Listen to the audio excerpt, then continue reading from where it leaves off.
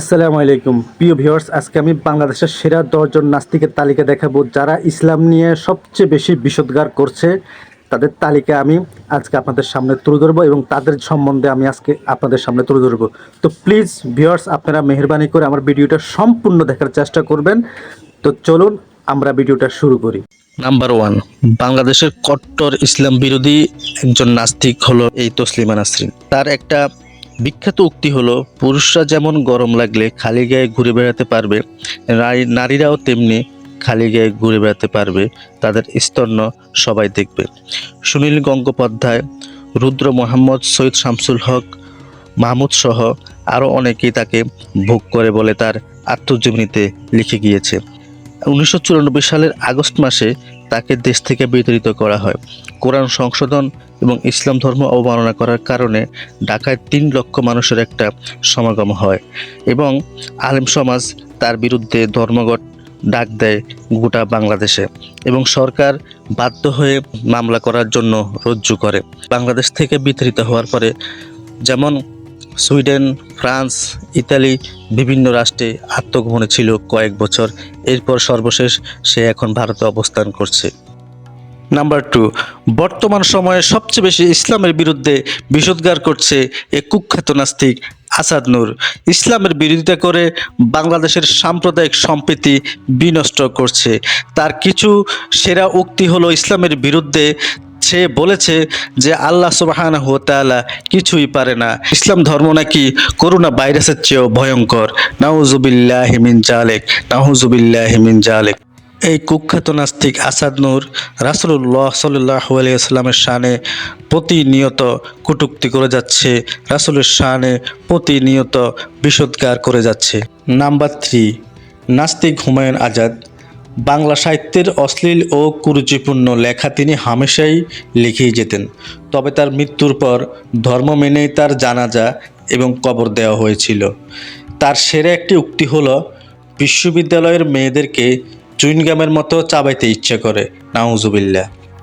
Number 4, আরজালি মাতাব্বর।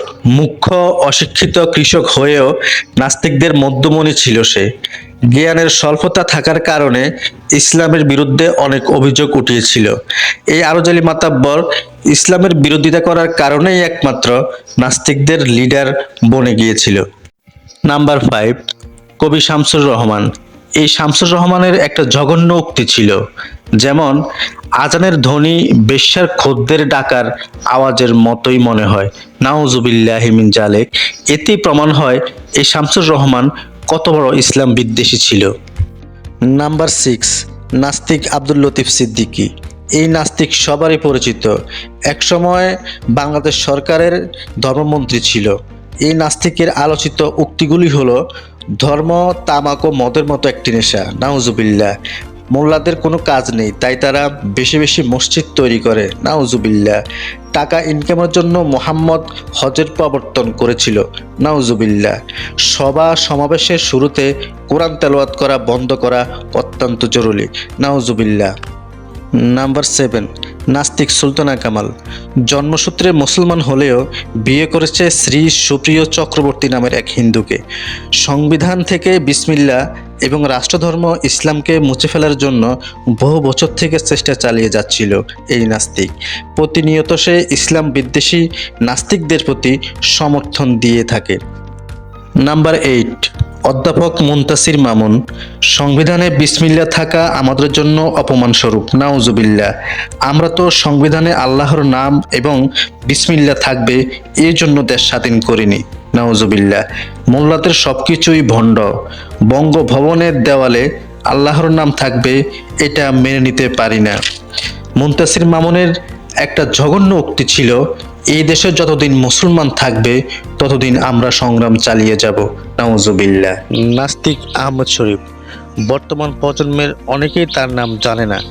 তার সেরা একটি উক্তি হলো, পুরুষদের যদি সততার দরকার না হয় তবে নারীদের সতীত্বের দরকারটা কি? নারীরাও যেভাবে খুশি সেভাবে তার যৌন কামনা মেটাতে পারবে। আর সে যদিও নাস্তিক, তবে সে ধর্মীয় অনুভূতিতে আঘাত দিতে কম। নাম্বার 10, নাস্তিকদের মুখপাত্র মুরগিছোড়া শাহরিয়ার কবির। ওনাকে সবাই মুরগিছোড়া হিসেবে চিনে। পাকিস্তান আমলে তিনি বাংলাদেশ থেকে পাকিস্তানে মুরগি সাপ্লাই দিয়েছেন, তাই ওনার নাম মুরগিছোড়া শাহরিয়ার কবির। তিনি ইসলামের বিরুদ্ধে কয়েকটি জঘন্যতম মন্তব্য করেছেন। যেমন তিনি বলেছেন, সরকারি টাকায় মসজিদ এটা মেনে নেওয়া যায় না, রাষ্ট্রধর্ম ইসলাম এটা মেনে নেওয়া যায় না। তিনি আরও বলেছেন, সংসদে বিসমিল্লাহ এটা মেনে নেওয়া যায় না। তিনি আরও বলেছেন, ৭১ সনে আমরা দেশ স্বাধীন করেছি কি এদেশে রাষ্ট্রধর্ম ইসলাম এটার জন্য? আমরা কি দেশ স্বাধীন করেছি ইসলামকে প্রতিষ্ঠিত করার জন্য? এভাবে তিনি অনেকগুলি জঘন্যতম উক্তি করেছেন। তো প্রিয় ভাইরা, আমার ভিডিওটা যদি আপনাদের কাছে ভালো লেগে থাকে তাহলে প্লিজ আমার চ্যানেলটাকে আপনারা অবশ্যই সাবস্ক্রাইব করবেন। এটা আপনাদের প্রতি আমার একান্ত অনুরোধ।